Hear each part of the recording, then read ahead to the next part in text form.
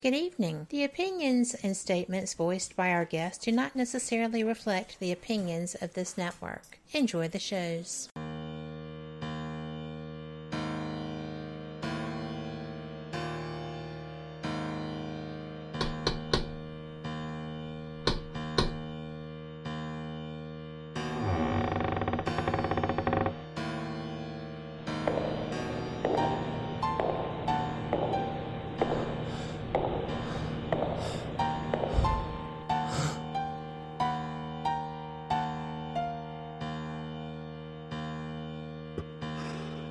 We've been expecting you.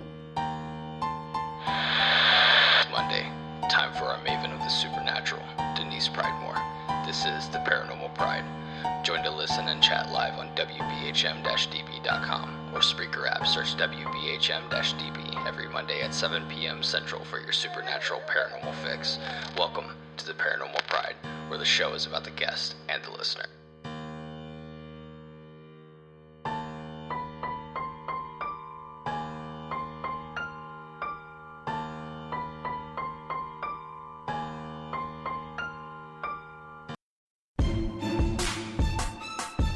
You are listening to WBHM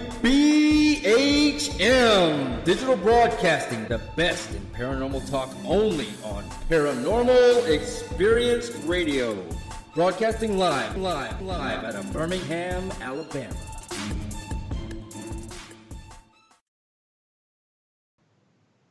Welcome to the Paranormal Pride. I'm your host, Denise Pridemore. I hope everybody had a wonderful holiday weekend. We all felt this weekend that there was, we had a good time, things like that. But we got some really terrible news. We lost another friend to COVID, but this time it was a friend that I actually knew personally, hung out with and had a good time with often. And he's been a guest on my show many times. Rick Rose passed from COVID on the 4th of July. And I would like everybody to keep his family in your prayers as you go about your daily stuff. If you're in the Ohio area, his funeral will be on July 8th. Go check out my Facebook page for his obituary. It is out there. It's been difficult for me. Like I said, as we've been friends for a long time, since 2015. And just so you guys know, I wouldn't be on this network right now if it hadn't been for Rick Rose. He was my very first guest. And I met Kat through that meeting. So he was on her show and that's how we met.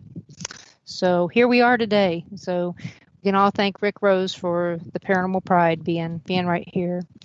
And there will be a memorial show to him as soon as I can get everything together. So I hope you guys will all tune in for that when that happens. So, but on a lighter note, my guest tonight is Bud Steed. He is he lives here, over in Missouri, and he is an author, and he is an adventurer. He goes out there and he checks out all those things that sometimes we can't get to check out. So we're going to talk to him tonight and find out about some of those places that we don't all get to go to all the time. So welcome, Bud. Well, thanks. Thanks for having me on. So part of the reason that that I wanted to have you on the show was I had found you. I was looking for, true story is we were talking about going down to Arkansas for the weekend. My husband's father's from Lincoln, Arkansas, and he went to Cane Hill. And we'd been to Devil's Den, all these places, but we decided for our wedding anniversary that we were going to go down to Fayetteville area and go out there and check out Cane Hill and go drive around on, Pridemore Road there in Lincoln, because it is named after our family. I mean, Ron's uncle. And so we went out there. But before I was looking at, hey, what's haunted out there besides Cane Hill? Okay. Know that Cane Hill's haunted. Been there only one time before. But what else is haunted? What could we do? And, came across your book. Didn't have time to buy it at that time because of the fact that, I'm a last minute person. Let's be honest. Most of the time when you think about adding something paranormal into your vacation, if that's not the first thing that you're doing, it's the last thing you're doing. So, but we had been out there many times. I mean, Ron's parents lived there a lot. They lived there like 10 years while our kids were little. So we were down in Lincoln a lot. And, we're there when they had a horrible 4th of July. It was like 56 degrees and raining. That tells you nobody wants to go to a rodeo when it's that cold. No doubt. But, I'd heard stories, recently on TV, Terry Lovelace talked about his trip down to Devil's Den and the UFO, and it's like, well, my trip to Devil's Den wasn't that interesting. It just had to do with caves and walking and getting wet and pedal boats and things like that. Uh-huh. So I was just wondering more about all the things. So basically, we didn't do anything other than the things that I said. We went out to Lincoln. We went to Cane Hill because of COVID virus. Of course, everything was closed down, but you could walk around and look at the stuff. And we found the names of the kids that graduated from Cane Hill High School carved in the concrete there.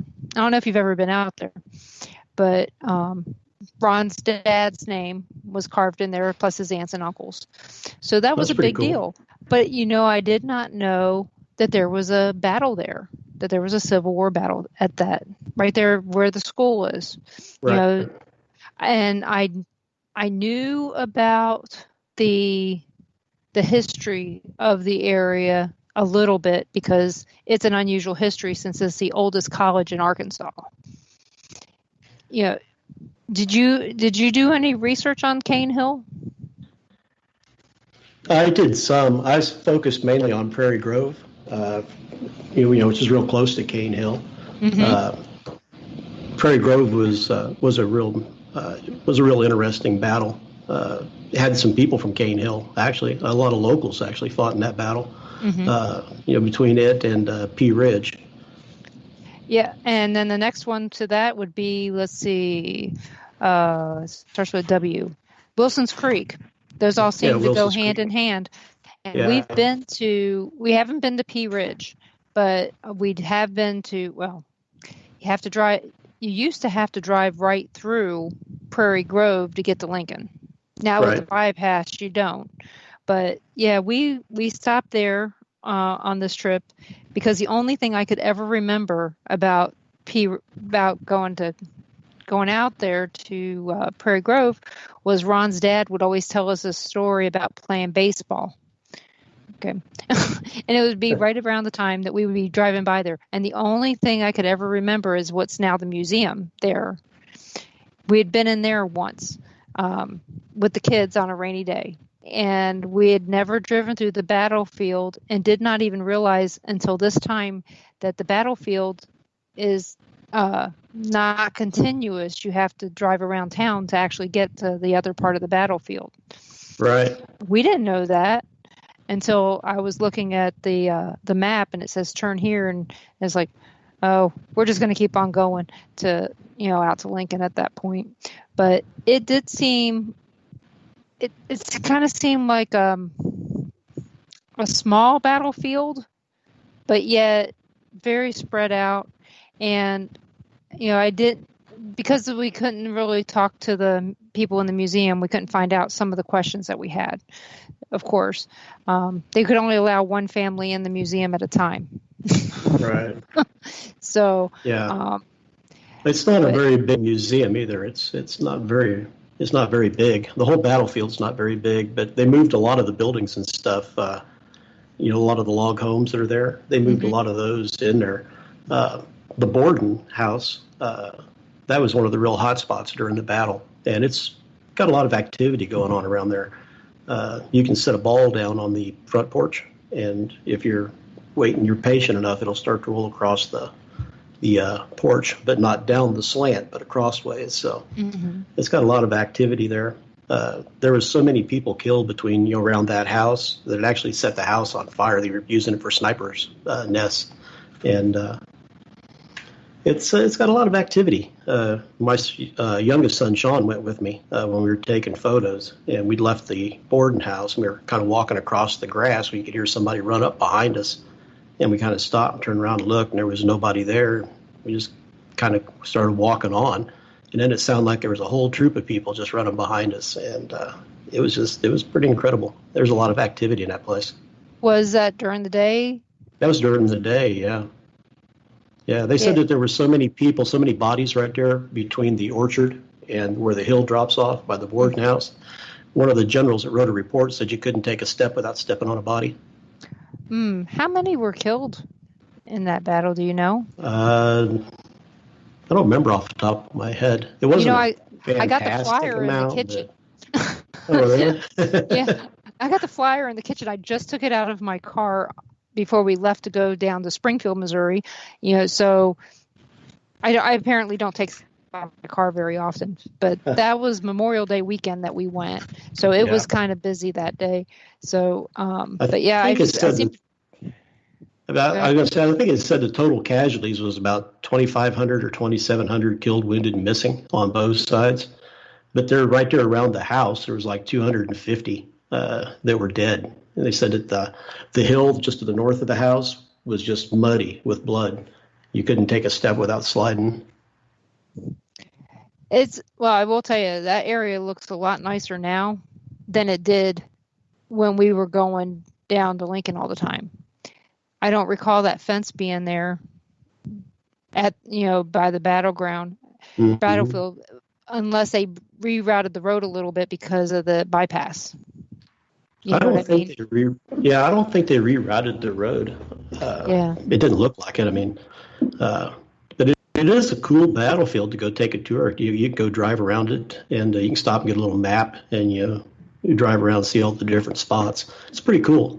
Yeah, I think it also had an audio that you could call, and it would tell you audibly what happened at these stops. Yeah. Because I know Wilson's Creek has that, and like I said, I haven't been to Pea Ridge yet. We've had some activity at Wilson's Creek, but my focus when we went down there was on a few things. AQ Chicken House, Ron's family's favorite restaurant. It had caught on fire that morning that we got there. Wow. Didn't burn down, thank goodness. Only the awning caught on fire. It was an electrical fire. And then Cane Hill, Prairie Grove, and the other things that were important. Whataburger and Andy's. Those were important. And because our Andes are very far and few in between up here. It's now that we have them. Right. But yeah, this past weekend we ate Andes 3 times. Oh, did you? Yeah, my kids love to go there. So, one of them was free, so that meant there was no calories in it if it was free. There you go. Look for the bright side. Oh yeah, it's the one thing we have to stop and do every visit. If we get near an Andy's, we stop. But Whataburger, that's the closest Whataburger to our house, is the one there in Rogers. Yeah. So, but we got to plan your trip accordingly, right? Yeah, exactly. So, got to find the haunted stuff. You got to find the food, and you got to find the desserts. You got to keep your strength up. The University of Arkansas there in Fayetteville, does it have any hauntings? Yeah, there's some of the different houses there. The battlefield, or not the battlefield, but the National Cemetery has got a lot of activity goes on in it. The apartments real close to where the battlefield is at has a lot of activity. There's been some apparitions seen in there. Things moving around, getting knocked off. I talked to one young lady who was living in the apartments real close there, and she walked out of her bathroom one morning getting ready for work and saw a Civil War, what she said was a Civil War soldier standing in her living room. And she let out a big scream and he disappeared. So there's a lot of activity that goes on around there. There's some other houses and stuff that are around the university itself, the main part of the university that's got a lot of activity. You got to consider it's a pretty old, it's a pretty old place. Oh yeah, my husband's dad, his name's carved in the concrete there too. Yeah. So, like I said, we had a purpose when we went, and we did everything that we planned to do, and which is hard. A lot of times it's hard to get to do everything you plan to do, and plans change suddenly, and you have to readjust and figure it out. But the campus there was beautiful. Yeah. And Carnal Hall, I think that's how they pronounce it, Carnall, I think it is, Hall. It was a women's dorm from the early 1900s to, I think it was almost 1970, 1965, something like that. That's got a lot of activity in there too. In fact, I think one of the ladies who was an associate professor there, that she actually haunts the place is what they believe. She was one of the first female faculty members. She taught there from the late 1800s, like 1881 to 84, 85, something like that. They say her spirit haunts that place. Like I said, I had never really researched the history of the campus. The only thing I was, when we went, the only thing I was thinking was, where am I going to find the name Pridemore in the concrete? And I found it twice, and they were both family members. And I was That's like, cool. We did it, and we didn't have to walk as far once I asked somebody directions. But Ron's dad's name is right there by the main building. So one of the oldest buildings on the campus. About the time that they started actually putting them in some kind of order to where you could, find them. But it's amazing when you see in writing how many people have graduated from that school. Yeah. So yeah, it's a big school. It's a pretty cool place too to walk around. I mean, it's got some really nice sidewalks, and in the summertime it's really shady, and it's pretty cool. It was very pretty. It was parking that day was unusual. I think they had some kind of there was a lot of graduates walking around with their caps and gowns. Mm-hmm. They must have done some smaller ceremonies so that people could have them, because down there they were requiring masks. You weren't allowed. You had to have masks on until your food was delivered at your table. If you ate in a restaurant, they were pretty militant about it. So, a lot of places are, and a lot of places aren't. It just depends on where you're going. But here in Springfield, it's not so much. Yeah. Actually, in Springfield, they're pretty laid back. You can't tell anything that there's been a virus down there. No, I mean things are pretty laid back here. It's you'll see people wearing masks and stuff like that, but it's not stressed over. Yeah, unless you're eating in McDonald's, don't plan on eating in a fast food restaurant. That's the only thing. Yeah, they've only opened up a couple. Yeah, there's Wendy's and some they're on West Kearney Street. You can go in and sit down now. They've opened up. I think they opened them up July 1st or something like that. They opened up some of the dining. Yeah, we didn't eat Taco Bell. We didn't even try it in any of those restaurants. We just kind of, we knew that Red Robin was open here in Kansas, so I called and checked beforehand. But yeah, the last time we were there, you could sit down and eat in the Chinese restaurant at King Asian, but you couldn't sit down and eat at Popeyes down the street. Yeah, and it was like, didn't make any sense. But luckily, our hotel had some nice tables outside, and we ate at those tables. So we found a way around it. This time, it wasn't as big of a deal. Yeah. But back in May, it truly was. Things were just reopening, but like I said, we came into town, and it's like, boy, this is just as busy as it's always been. It didn't seem like the road, like the traffic was any lighter. And here, about 8:00, there's hardly any traffic at all here. Really? Yep. Yeah, I mean, traffic stays pretty steady around here. When I got back from Alaska, the first part of May, I was just amazed at, how much had changed. I'd done a 3-month rotation hitch up there on the North Slope. I was doing some research for a book. I was working for an oil company up there and doing the ice road, driving the ice roads and stuff. And I got back home, and I'm just like, wow. Everybody's, you couldn't go anywhere. You couldn't do anything. Everything was closed. It was just bad. Well, you know what? We're going to come back to that when we get back from this break. You're listening to WBHM Digital Broadcasting out of Birmingham, Alabama. We'll be back with Bud Steed in just a few minutes.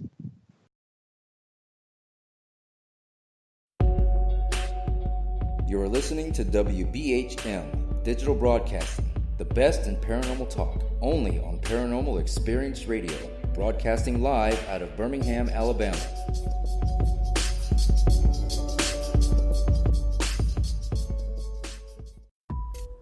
Since 1948, Fate magazine has brought you reports of the strange and unknown, all of them true.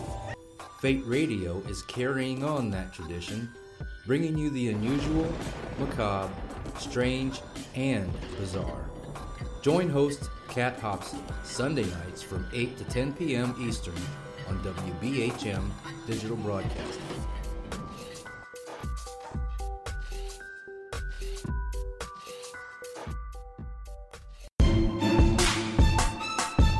You are listening to WBHM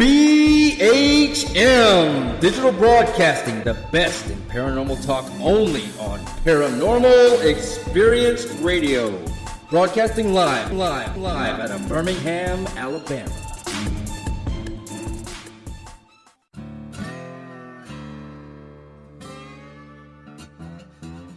Oh, come on. I'm Southern, but...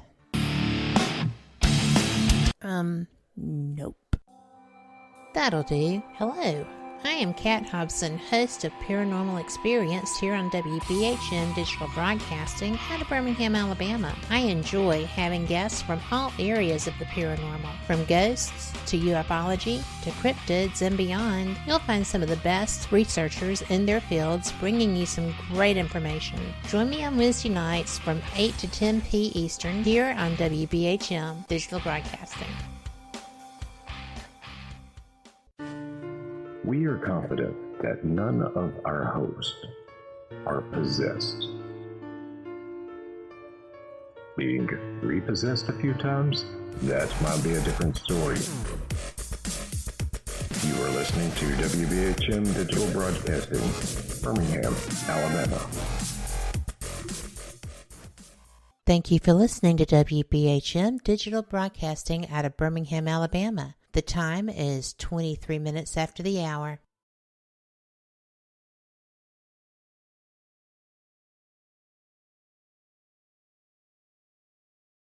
Welcome back to the Paranormal Pride. I'm your host, Denise Pridemore, and my guest tonight is Bud Steed, and we're talking about all things haunted and unusual, and apparently we're going to be talking about Alaska and ice roads. Yeah, I did. I worked up there this last winter. I was doing some research on some books up there. I had a novel that I've been kicking around in my head. I wanted to get some research done on up there. It has to do with terrorism on the North Slope. And I figured what better way to write authentically than to go up there and live it. So I went up there and worked all winter at minus 65, minus 70 degrees, driving the ice roads, and just collecting the experiences, so that when I write the book, it, you can write a little bit more authentic. Anybody could Google it, and write a book, but when you've lived it, I think it shows in your writing a little bit more. Yeah, it does, because if you can talk about it knowledgeably, it just comes right out. I mean, it just flows. Yeah. And that's important, because your life experience is probably the best thing that you can portray. Best thing you can have.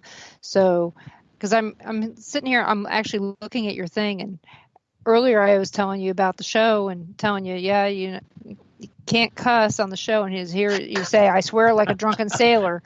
It's like, unfortunately, I'm trying to be good.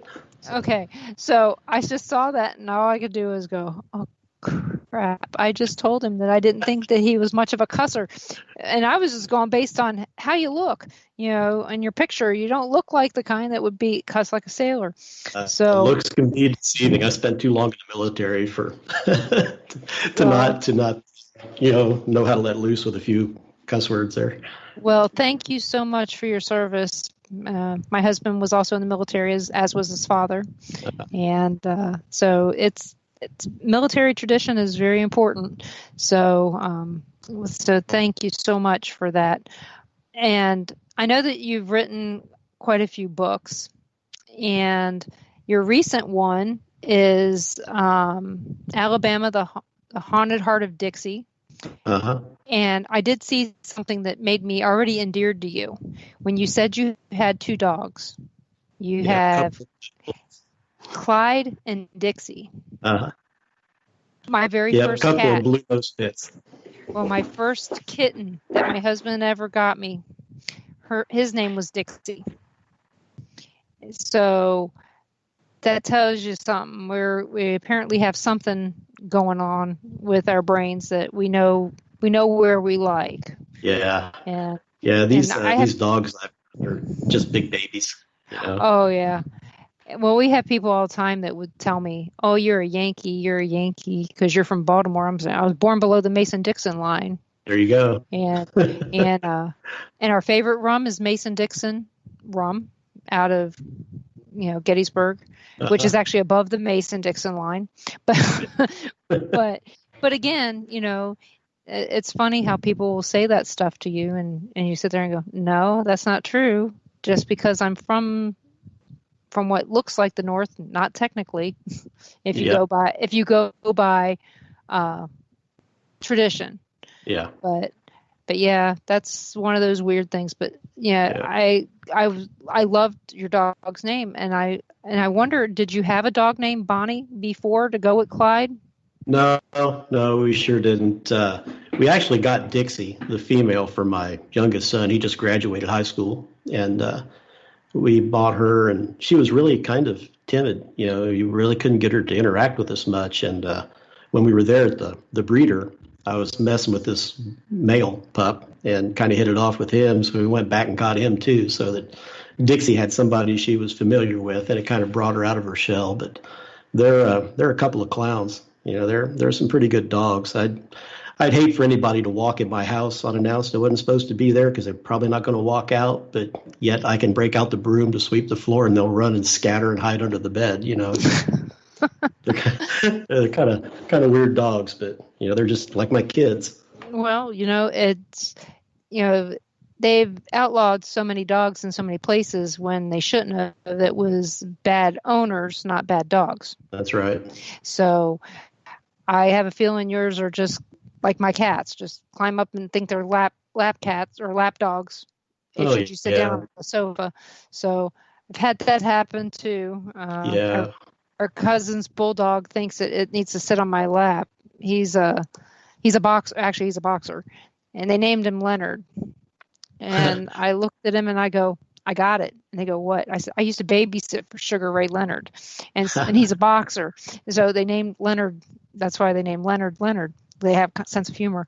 But Leonard follows me everywhere I go when I'm at their house. And he thinks he has to lick my feet. And I'm like, I don't like that. But, animals and kids know good people when they meet them. So apparently you're a good person because your dogs they really like you. Yeah, so they're good dogs. And I've had no shortage of kids either. I've had 5 kids. So that's one more than me. So, do you have any grandkids? My oldest son is engaged, and the girl he's engaged to has just a little cute little girl. She just stole my heart. So, she'll be my first grandbaby. Well, congratulations, and I hope that it's a beautiful wedding. I have a feeling it will be. So yeah, you're right up there with all the fun stuff going on in your life. Oh yeah. So I'm going to ask you some questions now about more personal, but more about what we're here for tonight. Mm-hmm. So what was your first supernatural paranormal experience?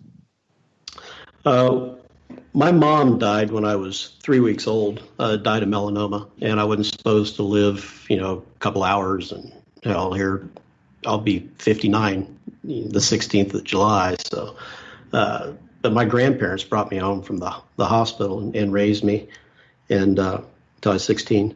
But there used to be a guy that would come in my room at night, and I was probably 4 years old, 5 years old, and he'd sit down on the edge of the bed. He'd make faces at me, and he'd wave and stuff like that. And I was never scared. There was nothing about the guy that scared me.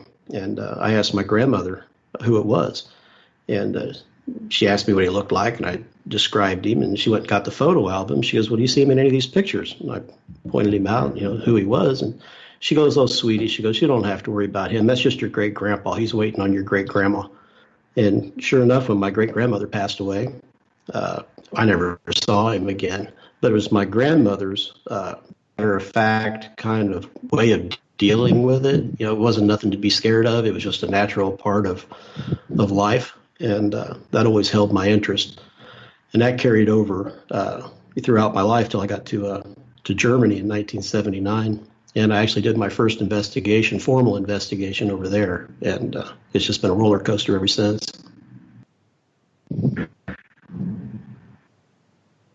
And where was that investigation at over there? I was in Friedberg, Germany, in the castle in Friedberg. It was kind of a strange deal. I used to be able to go over there, and you could go up in the turret of this castle. You'd pay. There was an old German guy, caretaker there, and you'd pay him 50 pfennigs or a mark or something like that. I can't remember what it was now, but he'd let you in. You could go up. You could stand up there, and you could look around from the parapet up there. And I'd been up there one night, and I'd come back down, and I got about 2 or 3 steps from the bottom, and something kicked my feet out from under me. And I kind of rolled up against the door. The door opened to the inside, and something just started kicking the dickens out of me. And I just kind of, you kind of cover up, kind of curl up, hold your hands over your head so that nobody kicks you. And when it stopped, I kind of got up, and I was in pretty good shape back then, and I wasn't afraid of a scrap. So I started back up the steps looking for him, and I got up there, and there was nobody around. There was no footprints. There was no trace of anybody anywhere. And it was a 30-foot drop, so I know they didn't go over the edge. And I went back and told some other guys at the barracks, and at that time, we were doing psyche valves every year. My rotation had come up, so I had to go talk to a German guy by the name of Heinrich Doss. He was a contractor from Frankfurt, from the University in Frankfurt, and come to find out, he was into the paranormal. And so we kind of got together, me and him and 2 other guys from the barracks and a couple other German friends that he had. And we went back and passed the hat for the old German guy, and he let us in, and we did an investigation up there that night. And didn't get any bit of evidence, nothing at all. But I was just hooked from that point out.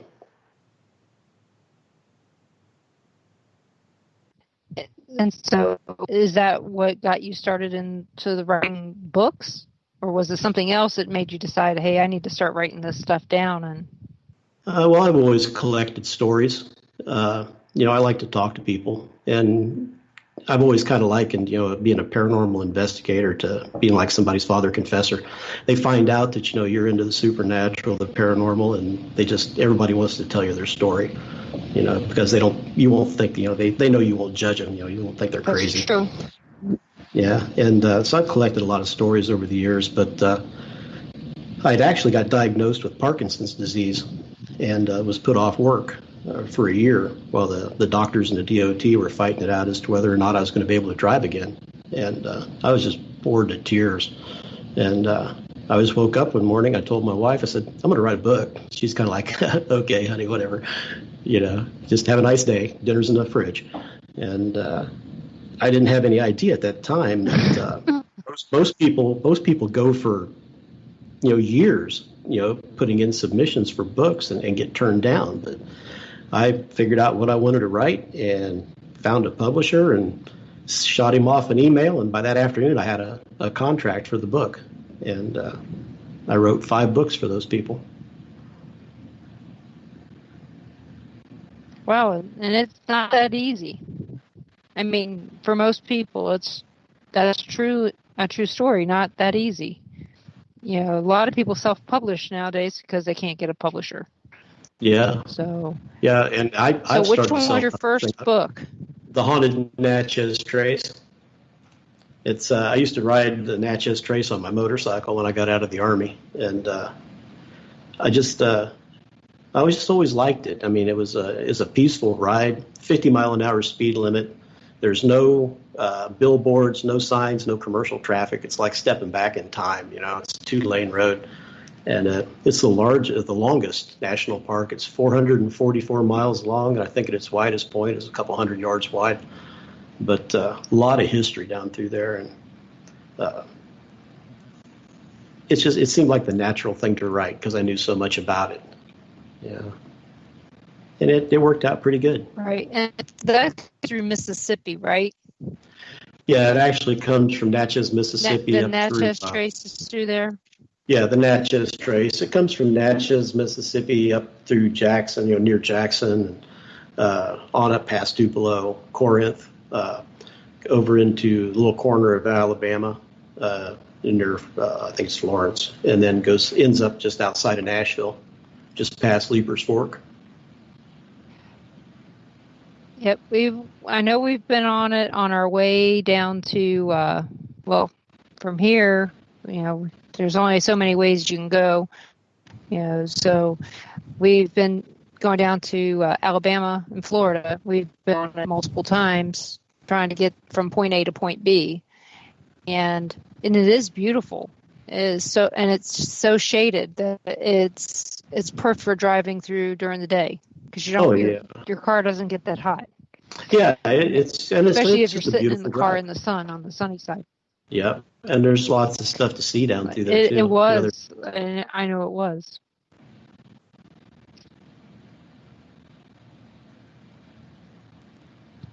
And I know I really like, the Jackson area because we always stopped there. Yeah, the Jackson area, it's pretty built up through there. That's how I usually go down when I go down to Biloxi. I'll drop down and hit Jackson and then grab 49 down to the coast. But yeah, it's a cool area down through there. I like it pretty well. I've met an old black gentleman back in, I guess it was probably 86, 87. He was about 90 years old at the time. I threw the primary chain on my motorcycle, and he stopped to help me. And he was just a wealth of information about the trace. And he helped me get the bike going again, and I went over to his house, which is pretty close to the trace, to get a drink of water. And the inside of his house, he had papered the walls with old newspapers. He had the Kennedy assassination, just all kinds of stuff on the walls of his house. The history on that place is just ridiculous, but he was a pretty cool old guy. Sometimes those locals have stories that you can't get anywhere else. Yeah, he's the one who clued me into a lot of the Civil War stuff and a lot of the Civil War haunts that were going on down there. Because I told him when we got back, I said, I can get her fixed from here if you want to go on. He goes, no, sir. He goes, I'll stay right here with you. He says, there's things out there in them woods is what don't know they dead. Yeah. He said, I'll just stick with you. I could see that. I know that a lot of the Civil War battalions had to go somewhere. Not just when they died, but just because there wasn't a battle there doesn't mean that there wasn't people that were there, passed there, or liked it there and came back to haunt the area. Oh yeah. So there was a lot of battles and a lot of bivouacs. I mean, it's close to Vicksburg. Mm-hmm. You had the siege of Vicksburg. You get to Jackson. They burnt Jackson to the ground. I think it was called Chimney Town, is what they referred to it for a while, because that's the only thing that was standing was the chimneys of the place. But a lot of Civil War history, around. Is that Rocky Ford? I think it is there. It's a pretty cool area. There's so many places down that way we'd love to go, and while you're raising kids, you don't get to go to do all these things because you're afraid, oh, my kids are going to have nightmares if I tell them it's haunted, or if they see something, then I have to live with that, them telling me that they're seeing something all the time. I'm not saying that they don't see stuff, because my kids do see stuff, but back then I didn't want to perpetuate the monster under my bed or the witch in my closet kind of thing with my kids. Right. So I tried to downplay that a lot with my children. Yeah. And because it was hard for me seeing spirits my whole life. I know what it's like. So I tried not to not encourage. I tried not to present it to my kids in a scary way, and I didn't want them to find out. I didn't want them to find out, not at home, I Right. guess, that there's things out there that you can't explain. Yeah. But all the books that you've written, like I said, they're all in places that I've been. I haven't been to Baton Rouge. I got to be honest there. Haven't been to Baton Rouge. But all these other places that you write about, I've been to. And, like the Ozark Ghosts and Hauntings. First of all, the Ozarks are weird as it is. It's a different area. It is. I mean, it's just like there's parts of West Virginia. So like when I'm in the Ozarks, sometimes it feels like I'm in the backwoods of West Virginia. Yeah. It can feel that way. I mean, the terrain is quite similar.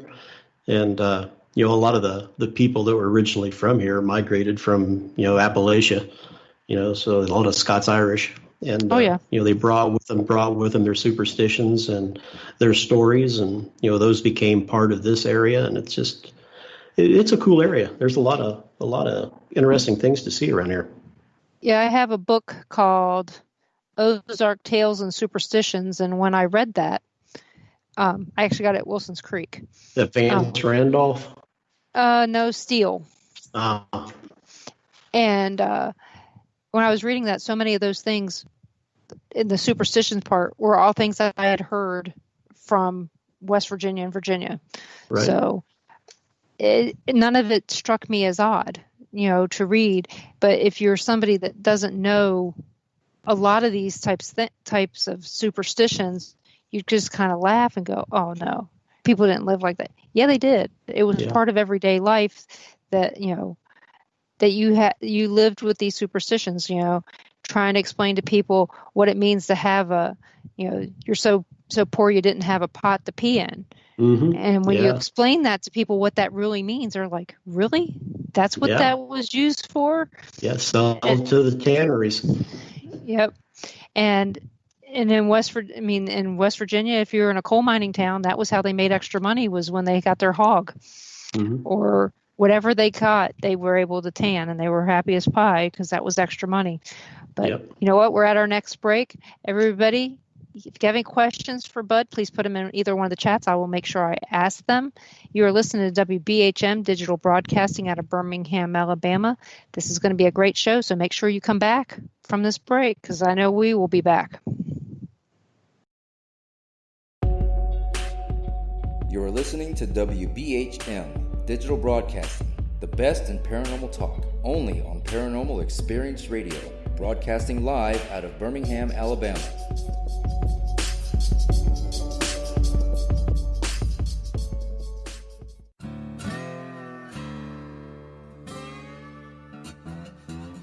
Oh, come on. I'm Southern, but...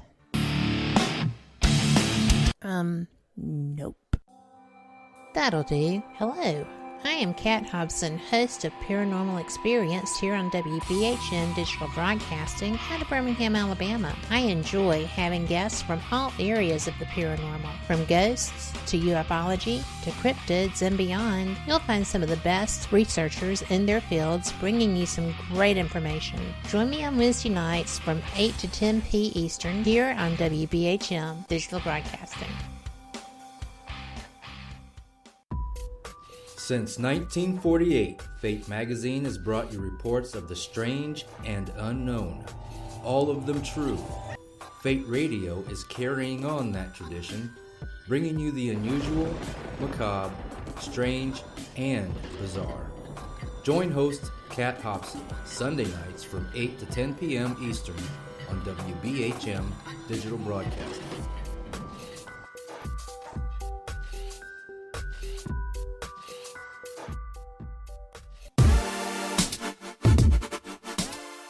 listening to WBHM Digital Broadcasting, the best in paranormal talk, only on Paranormal Experienced Radio, broadcasting live out of Birmingham, Alabama. Welcome back to the Paranormal Pride. I'm your host, Denise Pridemore, and my guest tonight is Bud Steed. He's an author of, from what it looks like here, 6 books. So, and you got some in your computer that you haven't finished yet. So, yeah, I've actually got 8. I've had 8 books out, and I've got 5 or 6 more in various stages of completion on the computer. Oh, wow. Hopefully you get something done. Yeah, I'm working on it. I'm one of those kind of guys that I don't wake up every morning with a burning desire to write, It's just, I'll go for a week and never touch the computer, and then I'll sit down and 20,000 words will spill out. I wish all the words I had would fall into a book. It'd just be, I have all these stories. I just don't have, while you're working full time on a computer, the last thing you want to do is spend more time on a computer. That's true. So, and I tell everybody, I'm not kidding people when I say I work 80 hours a week on my regular job. Yeah, it's at home, and I'm still doing laundry, dishes, and cooking and stuff, but it's still 80 hours a week, if not more. We went down, like I said, we went down there to Springfield this past weekend, and what was I doing in the car? I was working in the car. If my phone wasn't an internet connection, I would have been, or maybe I would have been. Maybe I'd have been working on something I didn't need internet for. But my computer goes with me everywhere, and that's sad. I mean, it truly is sad that I don't really get a vacation. But that's my fault because I want my company to need me. I don't want to get laid off yet. So other things that you do, I don't care where it falls into this, what is the... you do all these adventures. What is the adventure that is your favorite one so far? Well, of course, I like going to the Eureka Springs Paranormal events in January down at the Crescent Hotel in the Basin Park. And those are always really good events, and the investigations are pretty good. I actually got choked at the Basin Park Hotel 2 years ago, I think it was, and it actually left a mark on my throat. It's just now, after 2 years, starting to fade away. And I had a sore throat for a couple of weeks. I couldn't hardly swallow, and it was a pretty brutal experience. But that was a pretty good adventure. But Alaska has been pretty interesting too. I had no idea that ice gets sticky at minus 45 degrees, but it does. You can hear your tires sticking to it. And you can go outside and it's minus 65 and your eyes will water and then your eyelashes freeze together, and it's just it's a harsh environment. But I got to see the northern lights and all kinds of stuff that I probably would never have seen otherwise. So it was a pretty cool adventure. And so you left your family for all that time to go up to Alaska, because I'm pretty sure the wife didn't go, I'm all in for 65 degree below zero. I can't see her saying that. Yeah, she wasn't buying into that at all. Neither were the kids. But I'd go up and do a 4-week rotation, then I'd come home for 2 weeks, and I'd go up and do another 4 weeks, and then I went back to Anchorage for a week, and then went back up and did another rotation. The last of it was 3 months straight, which was just too much for me. My PTSD kicked in, and I was just kind of a real pain in the behind. But it was an adventure. It was pretty cool. Like I said, I've seen stuff and experienced things I never thought I ever would. Yeah, we want to go to Alaska, but like in June or July, maybe August. I know that's big mosquito season too, but that's my idea of I need to go during at least the 3 days of summer. And I meant that when I said that 3 days. We have friends that live up in Montana, and they keep saying, hey, you guys need to come up and visit us. I said, well, what 3 days are the best days of the year that it's warm enough? Because it snows in June and July in Montana. And I'm I I don't travel to see snow. I travel to see warmth. Right. I don't want to go see cold. Now, if I move to the beach, then maybe I will travel to see cold. But I don't see that I'm not happening even sure I here. would then. No, I mean, you get where you are. You guys get some of the worst weather in our area. Yeah, we get a lot of ice. Yeah, you do. Because we sit here and we watch it and go, what in the world is, then like the storms we got on Saturday, there was nothing up here in Kansas City. Huh. But on Friday night there was. But down there, you can't even tell that it rained. The ground's so damn dry. And the grass is dead down there in Springfield. Yeah. But yet it poured down rain like it wasn't going to stop for a good, off and on for a couple hours anyway. And it even did that on Friday night for a while, because as we were all leaving the restaurant, you could see the lightning to the northwest and east all around us from where we were at, because we stayed down by the hotel or by the Red Robin. So you could see it all around us, but we didn't see any rain until later on. But it was like, this is weird. It went from being on Saturday to being 92 to 80. Yep. Then you get a good rain, and then the humidity kicks in, and you just can't even stand it. Well, we lucked out. We didn't seem to notice any humidity from it because it started to rain again. So that kind of helped. And I always tell everybody, if it rains before 6 o'clock in the evening, you're going to have a lot of humidity. After 6 o'clock, it's usually not too bad. But yeah, it is kind of weird when you think about the fact that we might get a little bit of snow or nothing, and you guys will get a half an inch of ice. Yeah, it's like it comes right up Interstate 44. It just like it follows that corridor right straight out of Oklahoma City and just comes up through Tulsa. If we know if it hits Tulsa, it's going to hit us. Right. And last year, you guys had a whole ton of cars off of 44 from that ice storm. Mm-hmm. That's pretty much every between there year. and Joplin. Yeah, that always looks horrible when they show that 40-car pileup on Interstate 44. It's like, why are there so many cars on Interstate 44? You know, it's not, and it's scary. And then I don't know if you wrote anything about Joplin.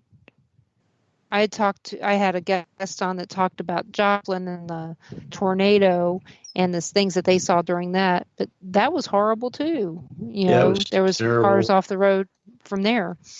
So I got a friend of mine, Lisa Livingston Martin. She's written 4 or 5 books. Yeah, she's a great person. Very knowledgeable. She is good writer. Yeah, and I went and did an event with her. I went and did an event with her just the 26th of June over at the Coleman Theater in Miami, Oklahoma, and that was pretty fun. But she's very, very knowledgeable about that area right through there. She is. She's very smart. I love talking to her about almost anything. She's good people.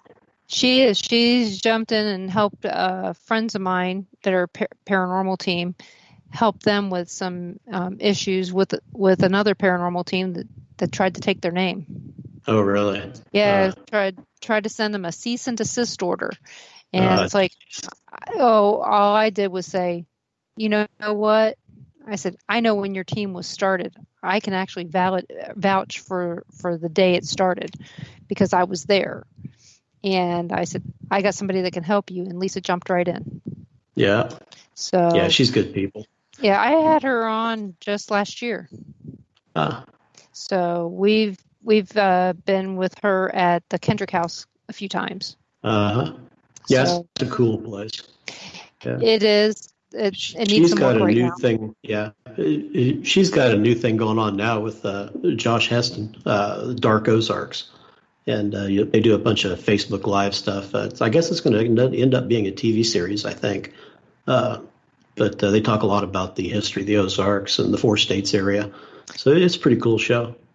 Oh, I'll have to check that out because I haven't been doing much extra stuff since we all know since the virus hit, either you're working or you're not, and I already told everybody I'm working 80 hours a week, so I'm working, and it's too much, to be honest. Of all the books that you've written, what types of books are your favorite to write? Paranormal, the adventure type, the treasure hunting?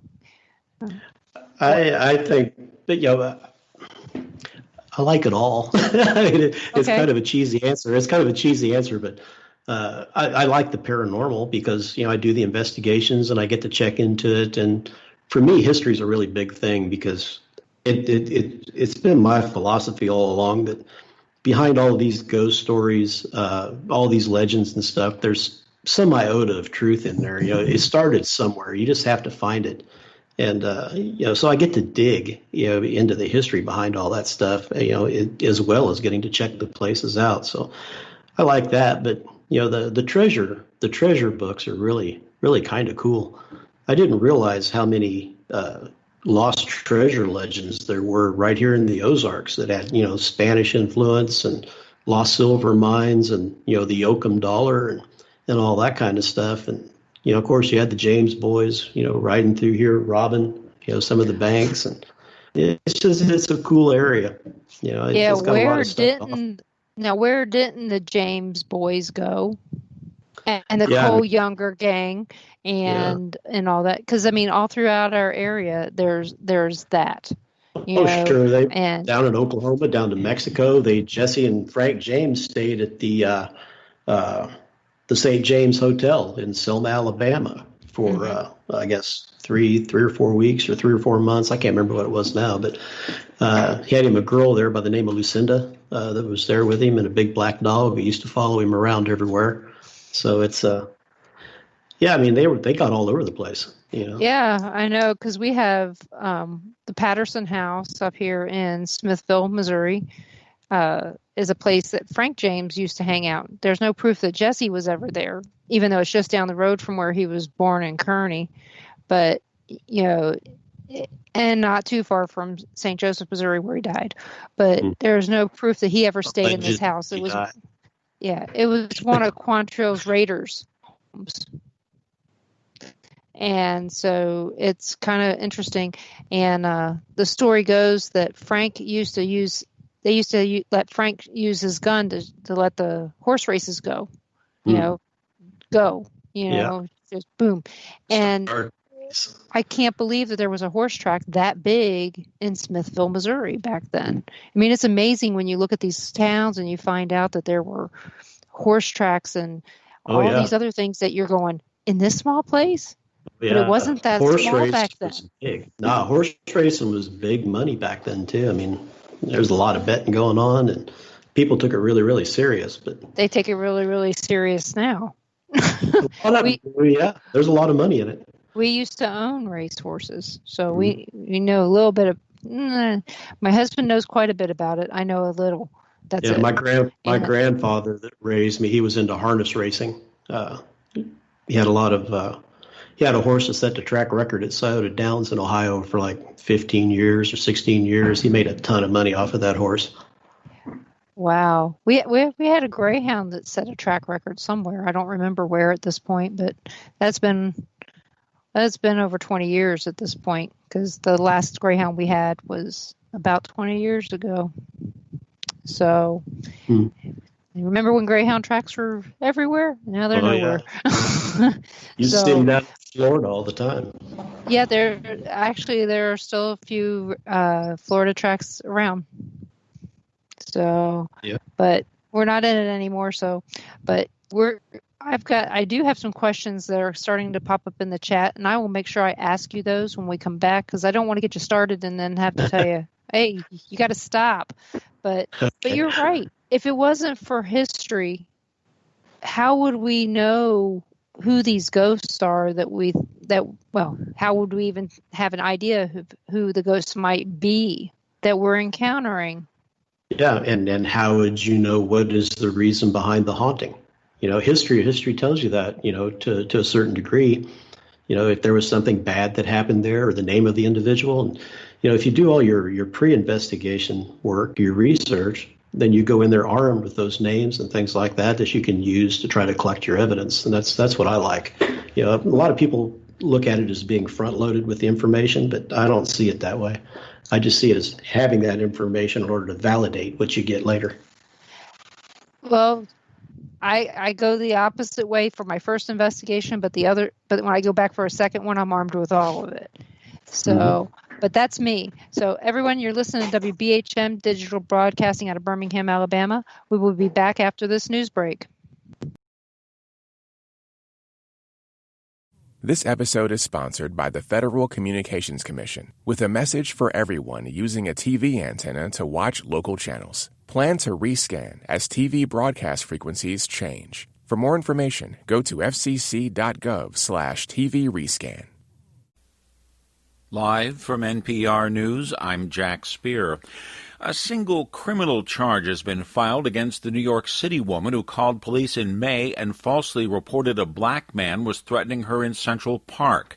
If convicted, Amy Cooper could face a year in jail. More from NPR's Brian Mann.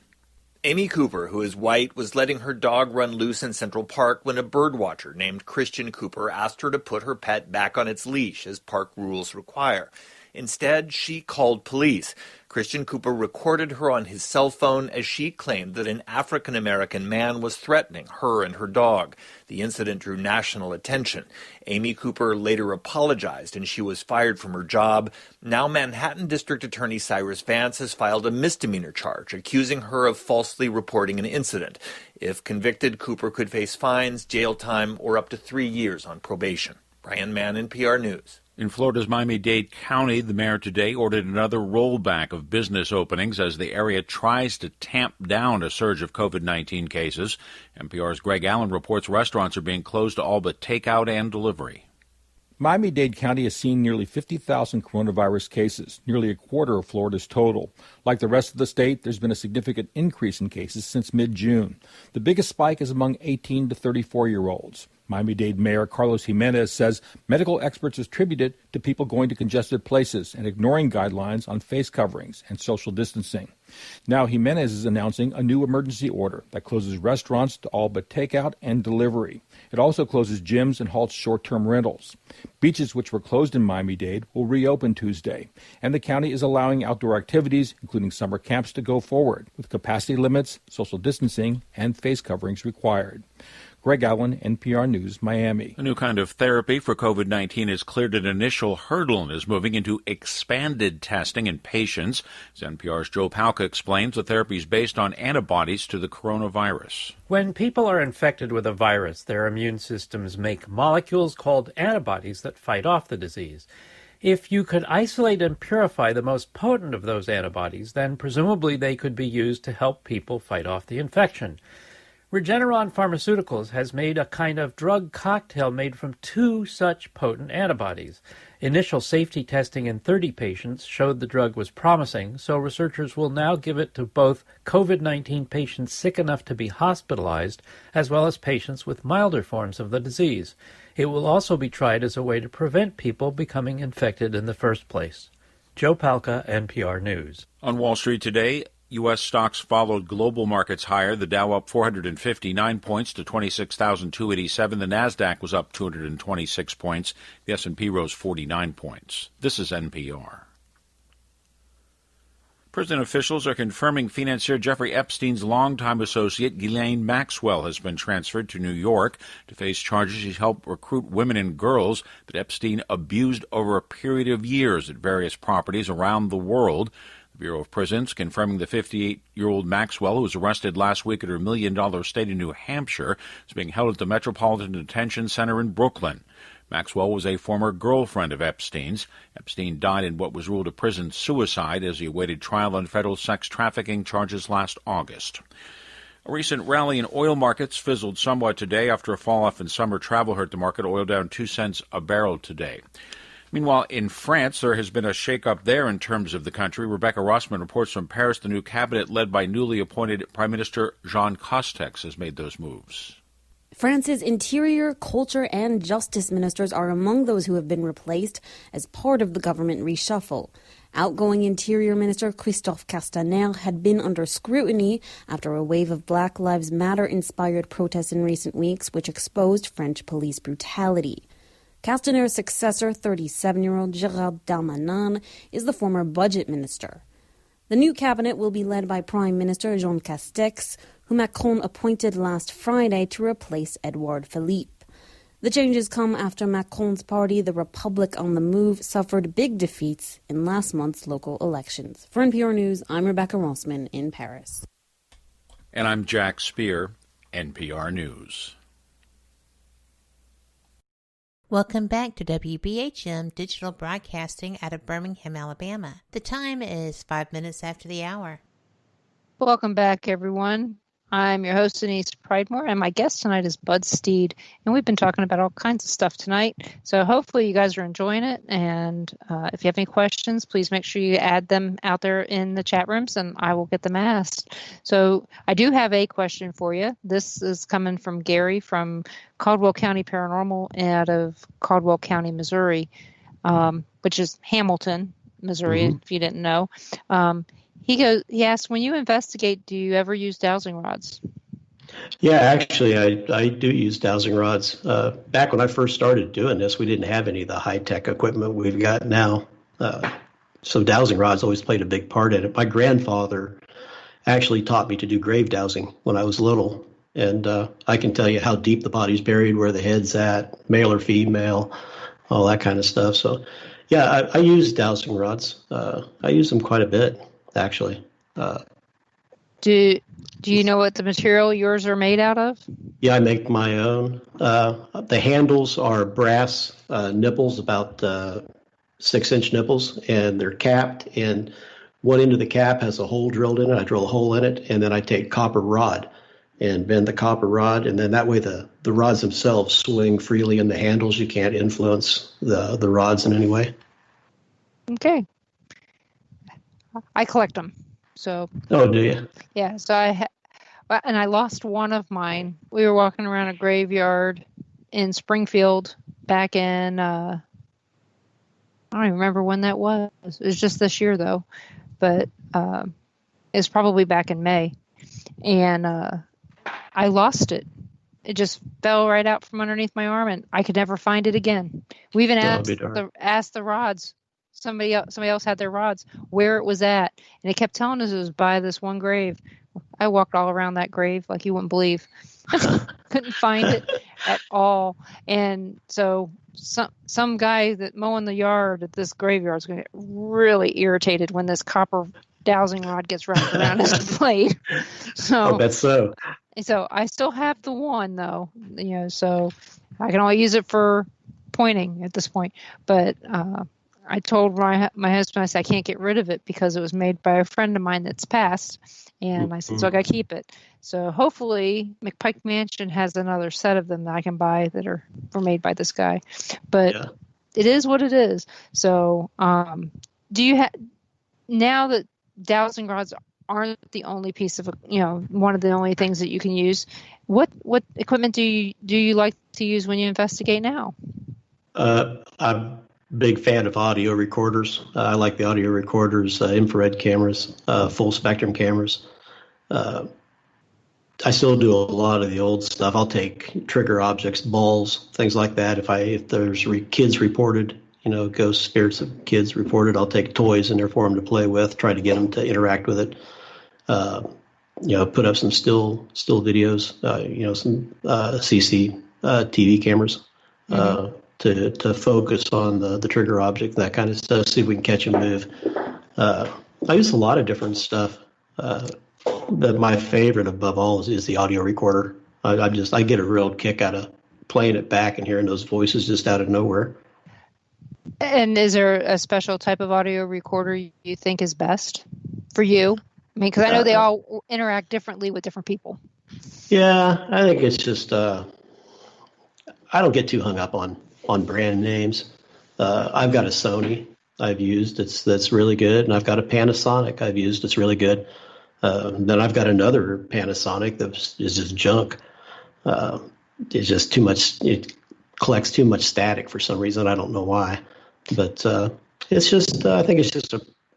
You can get good ones for $50 at Walmart. That, you can get a really good EVP off of them. You don't have to spend a fortune on them.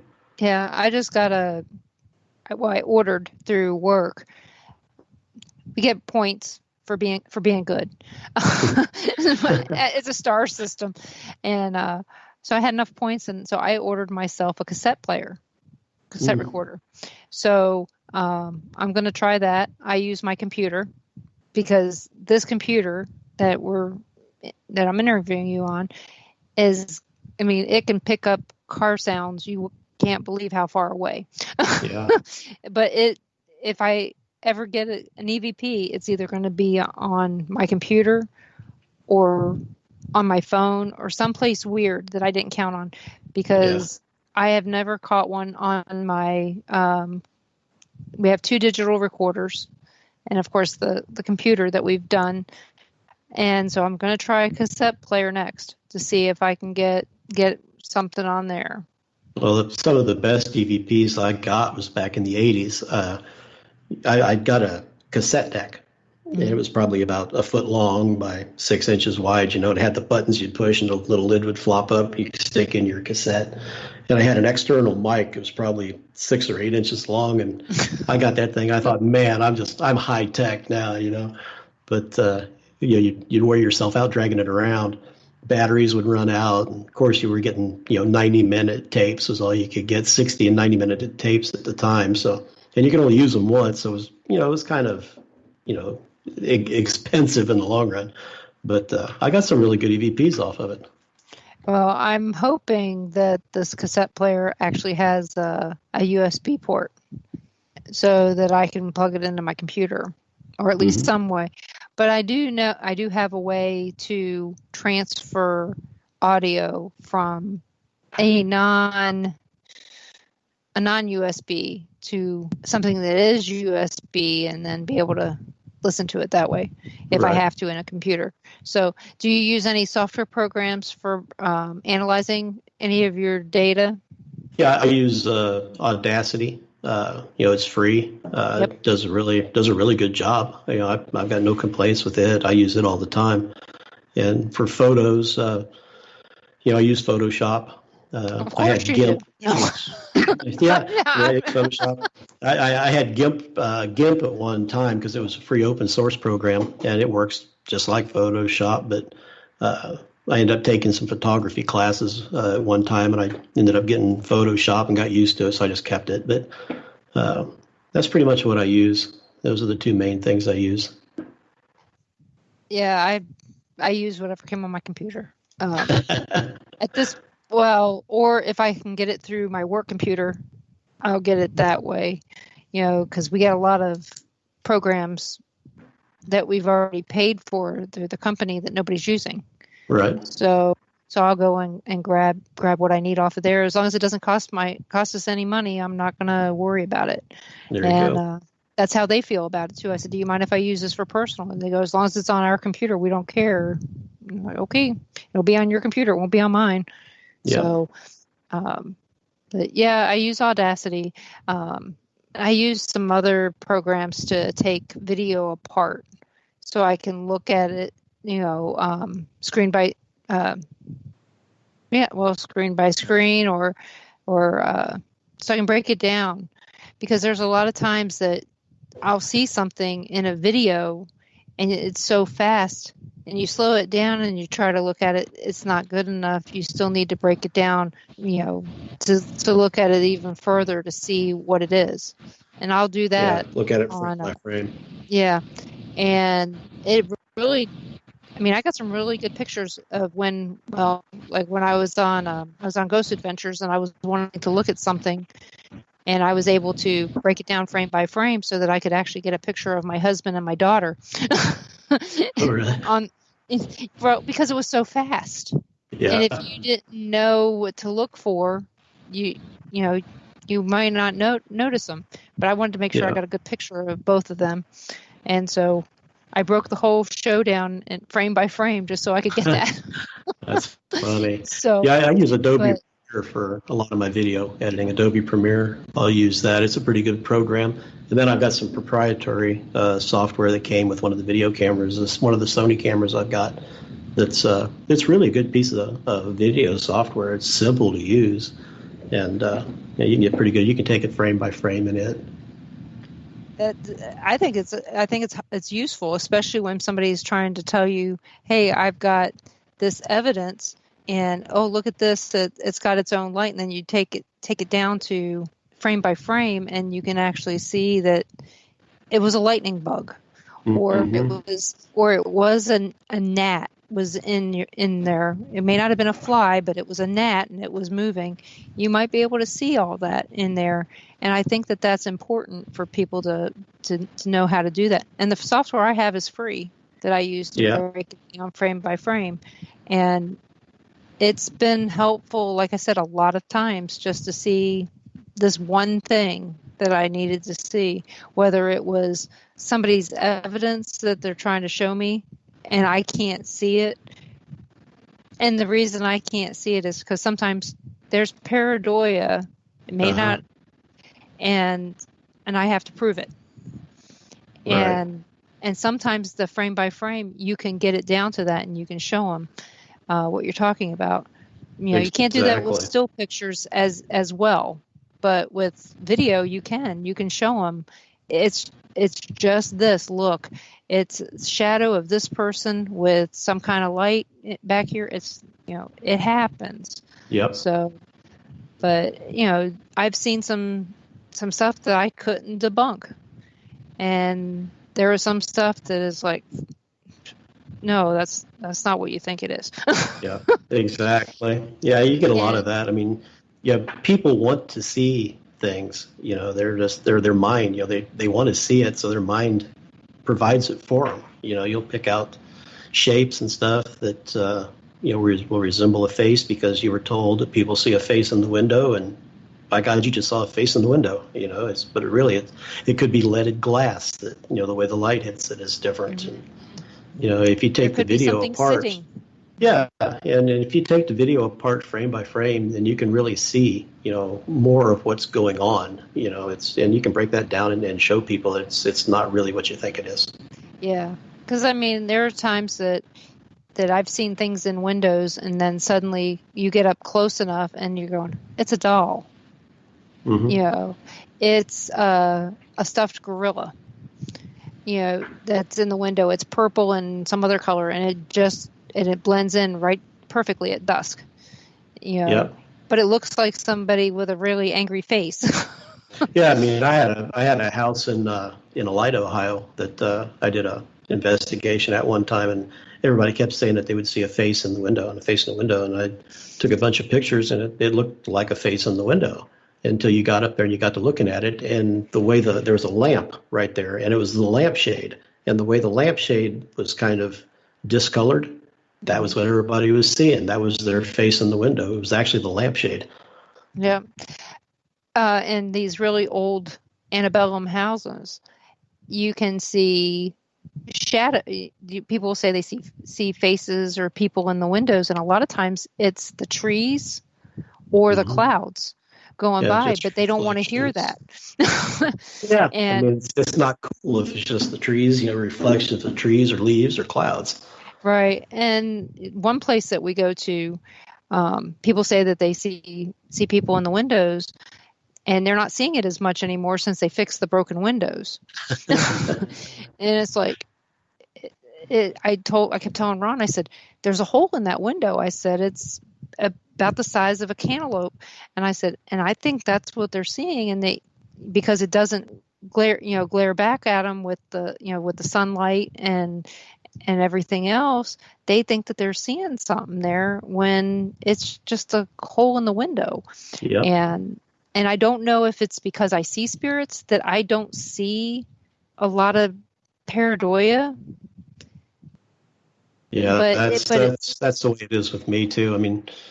I think when you see the actual spirits, your mind starts to get to the point where it can distinguish between what's really there and what isn't there, what you want to be there, if that makes sense. Mm-hmm.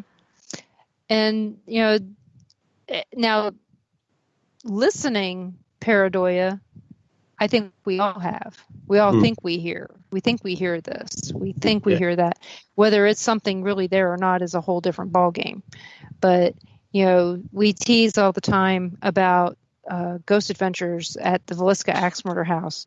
I killed 6 kids, and it's like, that's not what I heard. But yet, every time we joke about something, it's, I killed 6 kids. So, that's the thing that always gets me is, the people will tell you, listen to this. This is what this says, and they tell you in advance what you're supposed to be listening for. And they just front loaded you with that information. There you're going to go, well, yeah, it kind of sounds like that, but most of the time it really isn't. Yeah. So, you know what? We're at our next break. You're listening to WBHM Digital Broadcasting out of Birmingham, Alabama. We'll be back with Bud in just a few minutes. You're listening to WBHM Digital Broadcasting, the best in paranormal talk, only on Paranormal Experience Radio, broadcasting live out of Birmingham, Alabama.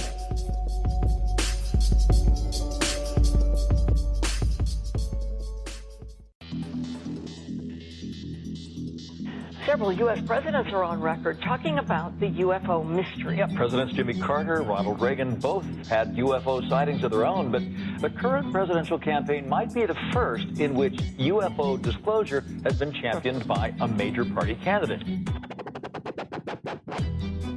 DIA, CIA, it moves around, is operating a program to train psychic spies to spy and use their powers against Russia. John Ronson writes about this in The Men Who Stare at Goats. The first known sighting of a ghost took place right after Abraham Lincoln was assassinated in the late 1860s during the administration of Ulysses Grant. Project Paperclip, Clinton releases it all in 1998. Possibly the unequal cooling of its surface. I say, do you still think it's a meteor, Professor? I don't know what to think. The metal casing is definitely extraterrestrial. It's a place where UFO hunters and scientists gather to examine paranormal activity in the region. Some of the documents, this is bringing Nazi scientists into the United States to work here. So we fought against the Nazis, and it's not, this again is not a revelation. As early as 1947, 1946, we knew some of this, right? On the paranormal, will we see U.S. President Barack Obama's foreign policy go intergalactic in a quest for gold stolen by aliens? We'll tell you at least how the White House responded to claims the chief executive has been teleporting to Mars. But let's get to today's Capitol account. UFOs, hauntings, psychic abilities, conspiracy, ESP, cryptozoology. There are many things that remain unexplained in the inexplicable world around us, and we're talking about them here, looking for answers on WBHM Digital Broadcasting, Birmingham, Alabama. The truth is out there. Thank you for listening to WBHM Digital Broadcasting out of Birmingham, Alabama. The time is 23 minutes after the hour. Welcome back to the Paranormal Pride. I'm your host, Denise Pridemore, and my guest tonight is Bud Steed. And we're going to talk about his latest book that was just released on July 1st, because I know Kat wants to hear about that. I've just been kind of teasing her by not talking about Alabama yet. So that's me, though. We all know I'm a little cruel like that sometimes. So in the book, Alabama, The Haunted Heart of Dixie, well, first of all, I know why you wrote the book, because you like Alabama. And the question is where is the most haunted place in Alabama that you wrote about? Oh gosh, there's a lot of activity that goes on at the Sweetwater Mansion up in Florence. There's lost furnaces. There's a lot of activity going on there. That's pretty well known. Been there. Yeah, And yeah, it's a actually, pretty cool place. Yeah, Kat took us there. That's where we met her. The very first time we met her in person was there at Sloss Furnace. So, yeah, it's definitely an interesting place. There's a lot of activity goes on there. But for me, I've got a lot of activity down around Fort Gaines and Fort Morgan. Just a ton of different stuff. Cold spots out in the middle of the sunny parade grounds. You hear footsteps run past you.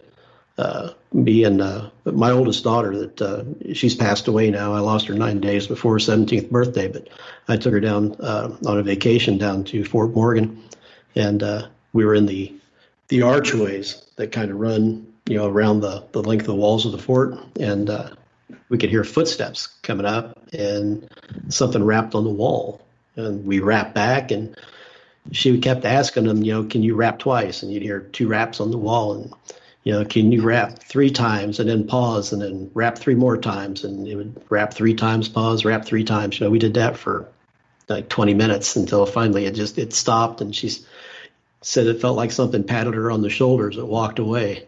So we've had a lot of interesting stuff go on down in Fort Morgan and Fort Gaines too, for that matter. Yeah, we went to Fort Gaines a couple years ago when we were staying on Dauphin Island. We stayed in the area that didn't get any damage from Hurricane Katrina, so we weren't too far from how we probably could have walked to Fort Gaines if it hadn't been so warm when we were there. But it was beautiful being there. It was a lot more rustic than Fort McHenry. Because I've only been to so many forts on the water, but Fort McHenry is the one I know the best growing up there. And but yeah, we'll have to make sure that we hit Fort Morgan the next time we go down there, and we'll definitely have to take the ferry. So because we didn't do that. Yeah, that's a lot of fun. It is. We used to take the one in Galveston all the time over to Bolivar Island, but we just ride it and forward and back. Didn't bring the car on or anything, but yeah, I'll have to check out Fort Morgan because Fort Pierce was just excellent. We had a good time there. It was really humid though, but it's expected to be humid. Yeah, that end of the country, yes.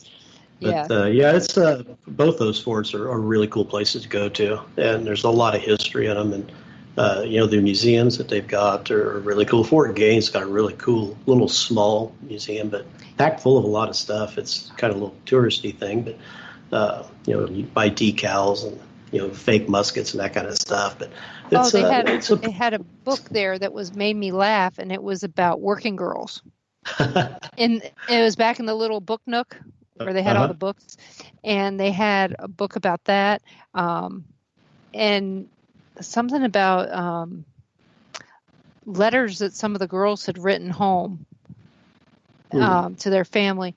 But it is amazing the types of books that you can find in state parks and the National Park Service. Oh yeah. I mean, like I said, this one book, Ozark Tales and Superstitions, they had it down there at Wilson's Creek, and more than likely they probably had it in there at Prairie Grove as well. But it's weird, some of the books that you'll find when you're in there. But yeah, our kids, well, Dara in the chat room, her and her sister and her mother, they spent quite a bit of time in that little gift shop there at Fort Gaines. So, but yeah, it's interesting for people of all ages. Yeah, it's a cool place to go to check out. I mean, the history, you can get Fort Gaines, you can walk around and look at the guns. Those are the original guns, the cannons, from the Civil War that are still up there. They never removed them like they did at Fort Morgan, but it's a cool place. I mean, there's a lot of stuff to check out, and it doesn't cost much to get in there. No, and you can go sit on the latrine. Yeah. And look out the window at the same time. Because it's the little things, isn't it? It is. That was one of the things that I think somebody took my picture of me sitting on the potty out there. So, but yeah, I just really liked being out there. I just thought it was interesting that we could we always have fun, but that I could see the beach and enjoy history at the same time. Yeah. That area right there has got a lot to offer,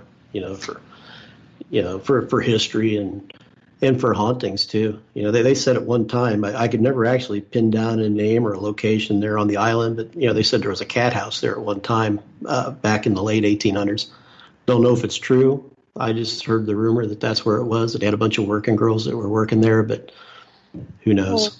Well, that's probably why that book was there. It could very well be. But it'd be one of those things that'd be kind of cool to dig into a little bit more. I've often thought that would be kind of a deep book to write, would be like, haunted whorehouses, haunted brothels haunted cat houses of America. Yeah, brothels. There you go. Well, or just unusual brothels. I mean, there's some that have some really interesting themes out in Nevada. There is the one in Area 51 has free tours. It's sad that I know that, but I've been out there three times. 4. We've stopped out there at where the brothel is to go to the bathroom. My husband's giving me the thumbs up. He misses it every time. He's like, I forgot that was a brothel. I'm like, it's a big giant pink building with an alien on it. Why wouldn't it be it? But there's that we have in Kansas. We have Lisa Martin can get you to the Galena murder bordello. I know where that one's at. Mm-hmm. Just down 69. I live on 69, and so I still haven't been there though. It's just down the road. It's down the road about 3.5 hours, but yeah, it's down the road. And but yeah, I mean, towns like Atchison, Kansas, you wouldn't believe that they had 8 bordellos at one time. Mm-hmm. But you can't find anything about it except in the newspaper when they talk about who they arrested and where in the old historic newspapers. So, which will bring me to my next question.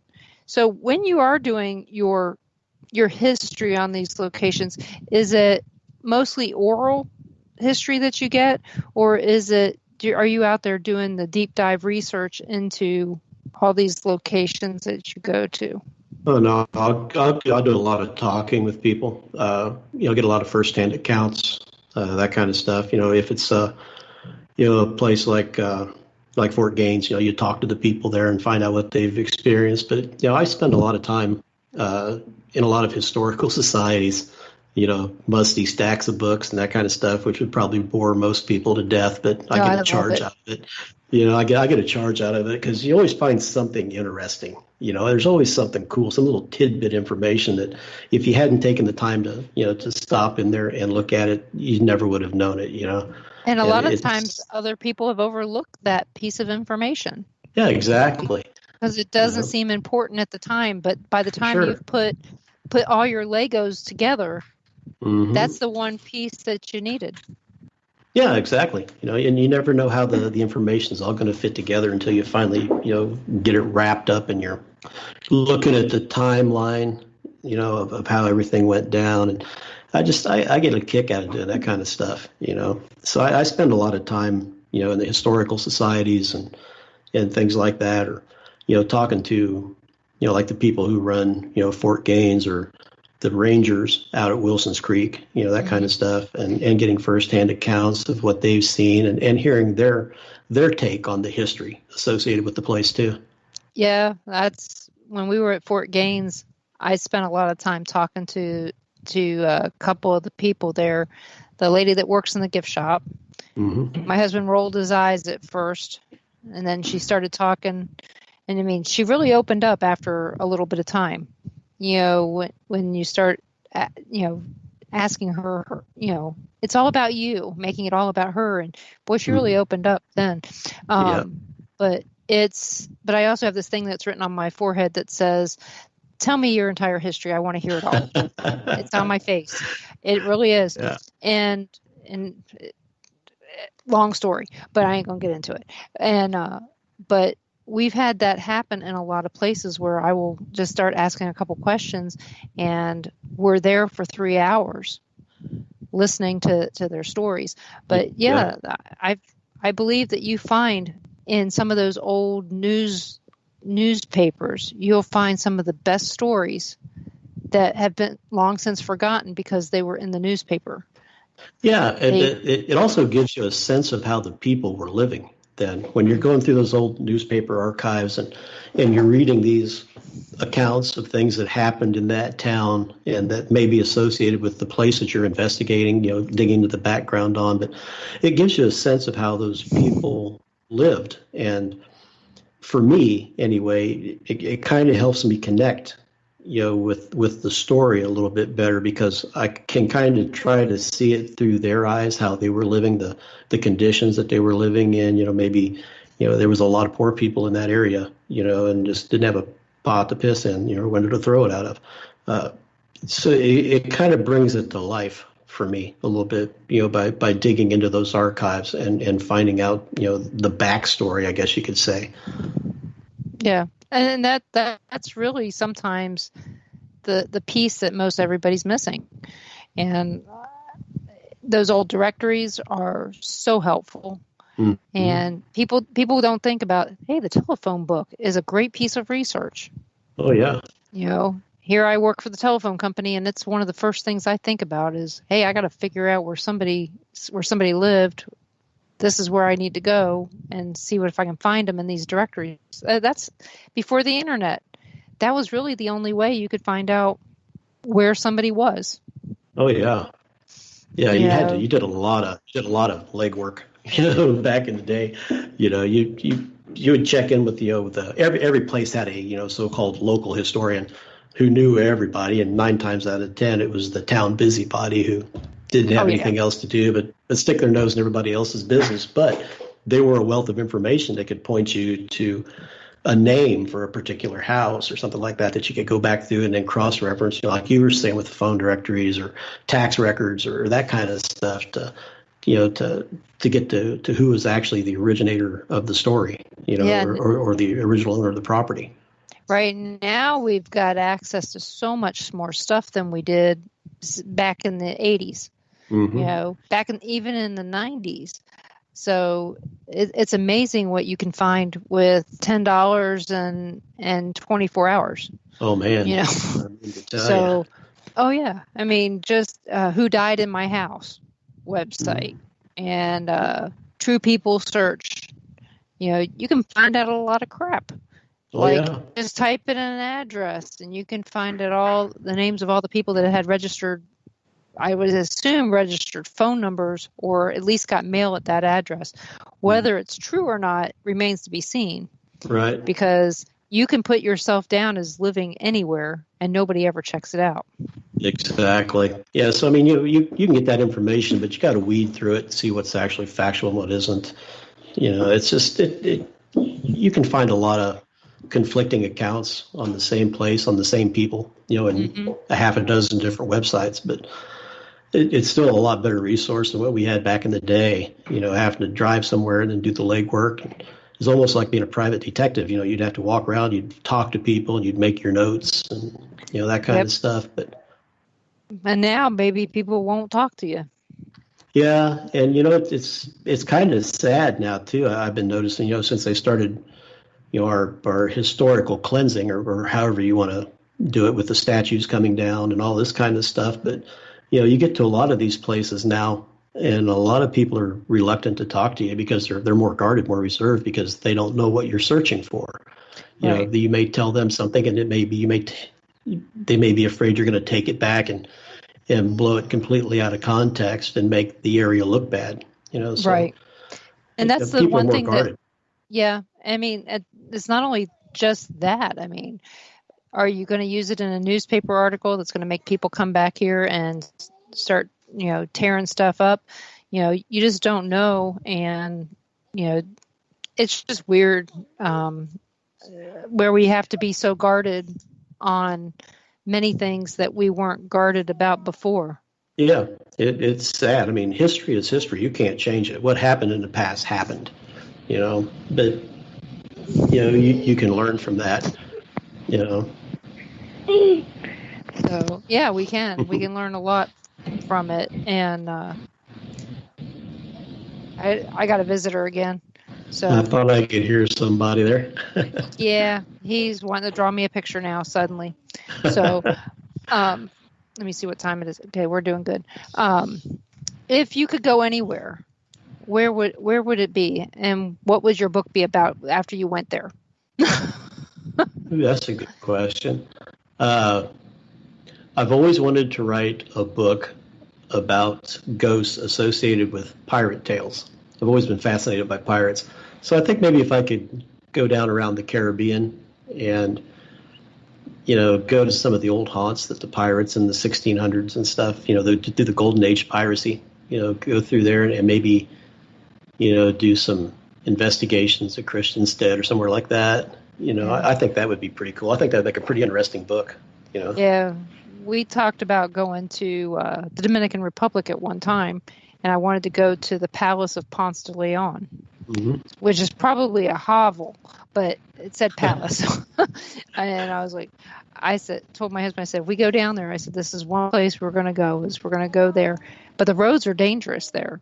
So It's like, I don't know if I want to become a statistic, but there was that. And then on Harbor Island in the Bahamas, there was this house. Okay, the island's only like mile wide, maybe a half a mile. I mean, a mile long and a half mile wide.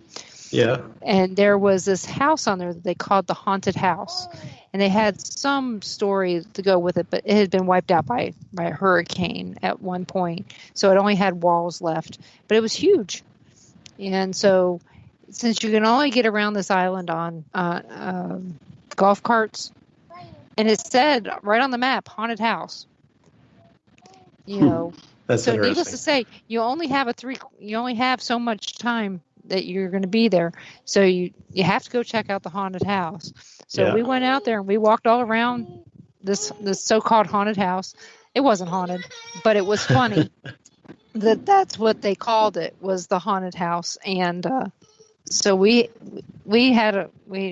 laugh about it a lot because we thought it was kind of cute. But the only reason that we went to this island was because it was our wedding anniversary. And I told Ron, I said, I found this place I want to go. We were in Nassau. And I said, the beach is pink. And he goes, nah, it probably just looks like that. And I said, no, it's pink. And we get there and he goes, oh my God, it is pink.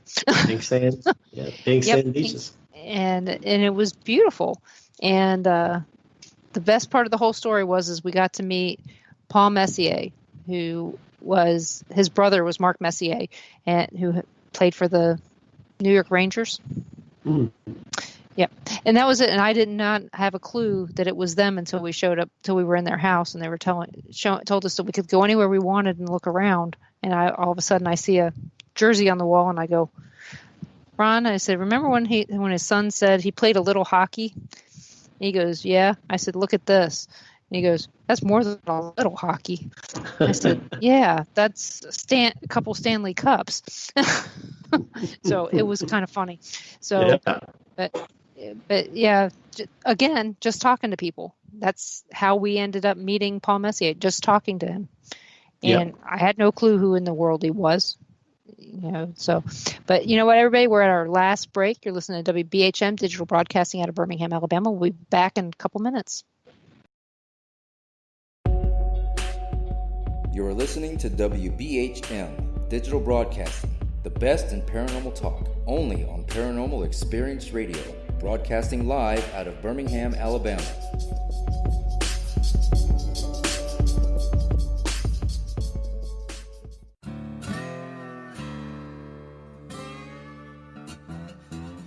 Oh, come on. I'm Southern, but... nope. That'll do. Hello.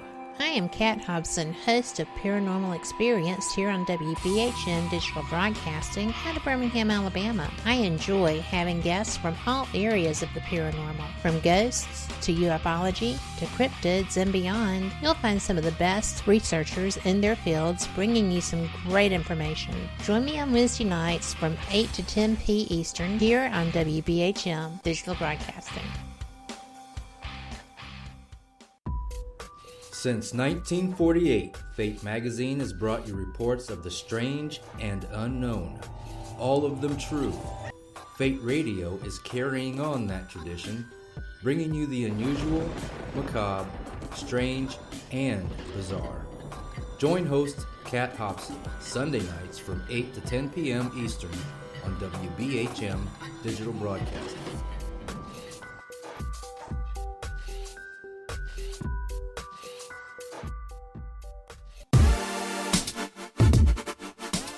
You're listening to WBHM Digital Broadcasting, the best in paranormal talk, only on Paranormal Experienced Radio, broadcasting live out of Birmingham, Alabama.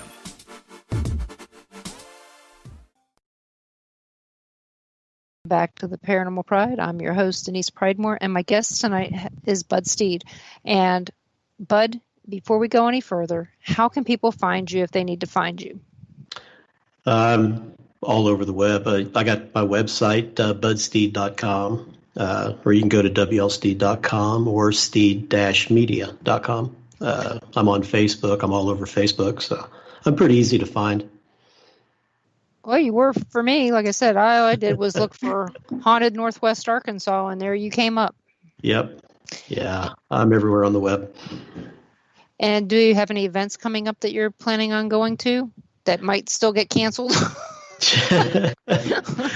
Well, I'm going to go down the 8th of August down to Gulfport, Mississippi with David Childers and Gene Hamill, Mississippi Paranormal Research. It's the Terror on the Coast, I think it's called. It's actually a kind of a museum. It's got a lot of different movie props in there from horror movies and stuff, but it's also got a lot of activity that goes on in the place. So I'm going to go down and investigate that with them and check that out. So I'm looking forward to that. That's going to be pretty cool. Sounds interesting anyway. Yeah. I mean, hopefully it goes off. You know, so far I only know of 2 events that are still going to happen at this point that I was planning on. Well, one I wasn't planning on going to, but the other one I was. So the events I'm planning on going to are actually outside. So hopefully, and they're in Iowa. So they should happen. They didn't close down Iowa at all. Yeah. So don't know, but it's all going to depend on health, surgeries, and life. Yeah. Yeah. So it's interesting. So in your area, in the Springfield area, if I was to go down there, what is the most haunted place in Springfield? Oh gosh, I know I've been there. Well, of course, yeah. Everybody's going to tell you the Pythian Castle, but I've been there a bunch of times and I've never experienced anything in the place. I'd say probably the Gloys Theater. I think it's probably got a lot of activity going on there, and Wilson's Creek National Battlefield, the Ray House specifically. We actually filmed that for the Travel Channel for Legends of the Ozarks, and we got all kinds of EVPs and all kinds of evidence out of that place. The Ray House, is that the first one we come to on the road? Yeah, on the road. That's that house that sits up on the hill. Old Man Ray, John, I think his name was John. I'm not sure his first name, but he was a postmaster, and he actually sit out on the front porch and watch the battle while it was unfolding. You can see all the way over to Bloody Hill and all around through there. But his kids and then the women all hid down in the cellar there in the kitchen and during the battle. But they use it as a field hospital. A lot of amputations were done inside that place. There's a lot of soldiers that will just laid out on the grass, from both sides. A lot of activity at that place. I mean, I'd really like to go back and investigate it again, but I don't know if we can. It took me 6 months of filling out paperwork to get a permit, federal permit, to go in there and investigate it the first time. Yeah, that's kind of like going through down here at Fort Scott. Same situation. It's hard to get. You can go through as a tour during the day, but should you want to stay there alone, it ain't gonna happen. But yeah, I scared the living crap out of Darren, our chat room. They were on the front porch taking pictures, and I had already been there, done that. So I walked around back, and all of a sudden there I am in the back window. Actually, I was actually had my face not up against the window, but I had it looking like I was looking in the window at them, and it scared the living daylights out of them. But it was daytime because they closed at 5:00 and it was 4 something and it was starting to rain. So, but I have by the time we actually got the permit, we ended up paying, I think it was like $50 an hour. We had to have a park ranger basically as an escort for us that night. And when we did our first investigation, second time we went there and investigated the travel channel. I mean, getting the permit was easy because they knew how to write it then. Right. I'd already put in all the legwork, and then the travel channel picked up the bill, for having the park rangers out there that night. But it's the Ray House is one of my favorite places, and Bloody Hill for that matter. I like Bloody Hill, for being outside. It's a lot of activity through that whole area. And what was the name of that series that you said? Haunted Ozarks? No, it's Legends of the Ozarks. Legends? Yeah, Legends of the Ozarks. Is that new or is that old? No, we filmed that, I want to say 6-7 years ago, I guess, maybe a little bit longer. I don't know. Kind of lose track of time after a while. Oh, yeah. I mean, if it wasn't for things happening right around the same time as that was, I couldn't even remember when I started the show or anything like that. So it's just how it is. But because I don't remember seeing that on the Travel Channel. And it was a one-off show. It wasn't a series. It was just a one-off show. And then we did I went down and did Zach Bagans' Deadly Possessions, one episode in his show on John Morrell, one of the Natchez Trace bandits. But the Legends of the Ozark, that was probably seven years ago, maybe even just a little bit longer. I'll have to find it because I know it's probably out there where I can find it. So I think Dave Harkins has a link on the Ozarks Paranormal Society website that's got it uploaded. You can go right to the website. It's actually www.theozarksparanormalsociety.com. And you're a member of that? Yeah, I'm the co-director. Are you a member of any other paranormal teams? Well, we founded Infinity Paranormal Research. I'm a co-founder of that. And I'm the founder of Backroads Paranormal that does basically just historical sites. But I don't keep up on the websites much, on the Facebook page and stuff. I have too much other stuff. We get busy. Yeah. I mean, by the time you're trying to crank out a book and you're doing all the research, people don't really realize how much time, it takes to actually write a book. It's a pretty big endeavor. It is. It takes a lot of time and patience and quiet. And not only that, you've got kids running around that have sports and all this other stuff that they probably got to do. Yeah. I mean, so we send our kids they go to Catholic school, private school, but there's all kinds of activities that they're doing, and then volunteer work, and there's just always something that's got to be done. It's just not enough hours a day. Believe me, I know. 4 daughters, they kept me busy. Yeah, I know. You have 5, but not 5 daughters. Nope, 3 daughters, 2 boys. Yeah, my husband's out-daughtered. He was out-daughtered before that was a thing. So, and of course all of our girls had girlfriends, and we had all kinds of fun stuff.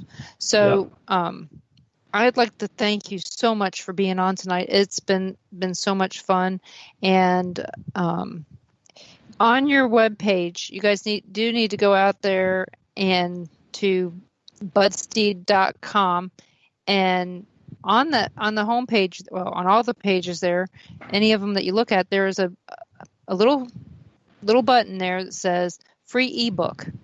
Make sure you go out there and sign up for that, because it's got some really interesting stuff in there. I haven't finished reading it because I was traveling and I tried to pay attention to stuff, and I was working apparently, because I told you that already. But check that out. It's not a huge book. You could probably read it in probably 45 minutes to an hour. It's not too bad. And I think that you could probably find something in there that might make you want to go check out one of those places that he's written about. So, and thank you for the emails to make sure that I was able to download that. So I appreciate that so much, because I always forget to check that email to see if stuff's coming in half the time. So I like to give stuff away. I give that book away. I like to give stuff away. When I put the Alabama Haunted Heart of Dixie book out the first day, July 1st, I gave it away all day for free. Just for people who like to read, that kind of stuff, kind of share it. I don't make a lot of money off of the books. No writer does, really, unless you're, Clive Cussler or somebody like that, Dan Brown. But I like to share. I like to give stuff away for free quite a bit. So, well, you guys go out there and check out his books. Where can they buy your books? Can they buy them on your webpage, or do they get them on Amazon? Oh, they can get them from my webpage, which will take you to Amazon. But you can get them on Amazon. The 3 self-published books are only on Amazon. I went exclusive with them. But the other 5 books that are traditionally published, you can find them everywhere. Books A Million, Barnes & Noble, they're even Walmart. You can even get them at Walmart. Yeah, apparently not our Walmart, but maybe yours. But you guys check your Walmart, see if you got it. If not, go out there to Amazon and check that out. And got something for everybody, because I think that all these books look really interesting to me. But again, I've been to all of them except for Haunted Baton Rouge. I have not been to Baton Rouge yet, but I have been to Monroe, Louisiana. Mm-hmm. As you can tell, I can say it right. I've been yelled at a lot. Been to Monroe. Yeah, not because I'm going to Monroe. No, you're not. I'm going to Monroe. No, if you don't say it right, they're going to say something to you when you get there. Because that's where our headquarters is. CenturyLink's headquarters is in Monroe. Really? Yep. So I've been there. Been to New Orleans twice. So, yep. Baton Rouge is on the list. It's a cool town. It's always been a place that's been in my mind that I want to go, and never been, but want to go. I don't even know how to, people have never been able to tell me what to liken it to as far as another city. There's no other place like New Orleans. Yeah, that's true. You cannot, when people say Mardi Gras, you don't think of Galveston. You think of New Orleans, and there's no other city like Galveston either. It's totally on its own. But I have to assume that Baton Rouge has got a personality of its own that I'm probably going to fall in love with. It's a cool place. It's a place all of its own. It is. Well, I hope that someday when we take one of our little jaunts down to Springfield, that you'll meet up with us for dinner or something along the way. We're planning another event December 5th or 12th. Not sure which one yet. It's going to depend on weather. Because, you get bad weather, we get bad weather. It's not good. You don't want to be on 13 and ice. Just Bloody 13. Yes, it is one of the most dangerous roads in Missouri. Yep. We're thinking about doing it at Los Locos this time coming up. That's a good place. It is. It's got a nice round table where you can talk across it. You don't have to scream like you do in Red Robin. So, and you're not all sitting in clumps. You can sit in one big circle. So, And I'd love for you to meet Farah Deal. She is a great person. She's works for the Archdiocese down there in Springfield and Cape Girardeau as well. Cool. And plus people in my chat room. Dara, Caitlin, and Lisa, they all come. We have a great time. So sounds good. And we have some people who actually live in near your town that came too. Susan and Mike Roberts. So I mentioned your name. They go, we don't know him. Yeah. A lot of people around this area. So, but yeah, it'll be a great time. So look for that invite in December time frame. But thank you so much. I hope you had a good time. I know I did, and I love talking to you. And we'll be checking out your books as we move along. So thank you so much. I had a great time. Yeah, I appreciate you having me. It was great. Oh, I loved every minute of it. I was, people kept asking me all weekend long, who's your guest on Monday? And I kept saying, local guy. so it worked out. So you got some free advertisement this weekend. I even told them about your new book. So everybody, I don't know yet if I'm going to have a show next week. I'm waiting on the surgeon to find out how soon they can get me in, and I'll know more after I talk to the surgeon this week. So if I have a show next week, it's going to be a good one, so make sure you tune in. If not, it's going to be a replay. So you're listening to WBHM Digital Broadcasting out of Birmingham, Alabama. Thank you all for listening, and we'll see you next week.